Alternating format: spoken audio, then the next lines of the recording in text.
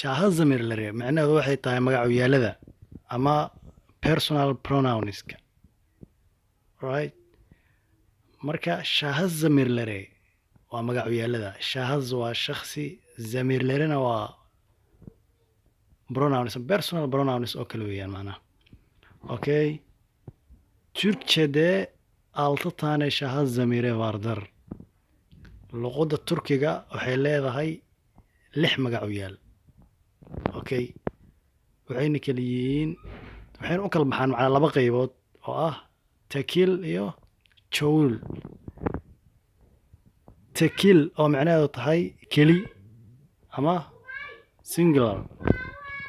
Çoğul oo macnaheedu tahay wadar ama plural ama jamac. Okay, kuwa keligaa waxay yihiin baan oo ah aniga. been way u qormataa laakiin baan ayaa loogu dhawaaqayaa. Tamaam, baan aniga, saan adiga. sidoo kale seen ayay u qormataa laakiin saan ayaa loogu dhawaaqaa. baan aniga, saan adiga. Okay, waa kuwa keliga ah. kuwa wadarta ahna waa biz inaga. Okay, dad badan oo adiga ah ku jirto markaa ka hadlayso biz inaga. Okay, siz idinka, dad badan oo markaas macnaha kula jooga markaad dhahayso aad la hadlayso siz idinka. Okay, tamaam.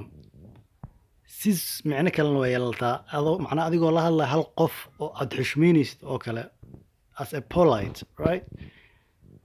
qof aad xushmeynaysid oo kale laakiin hal qof ah siz waa dhihi kartaa. Okay, tamaam. isaga ama iyada, qof kaa maqan oo macnaha lab ama dhadig, isaga ama iyada. Okay, onlar iyaga, dad badan oo aan markaas joogin oo kaa maqan. onlar iyaga. Okay, waa intaas marka.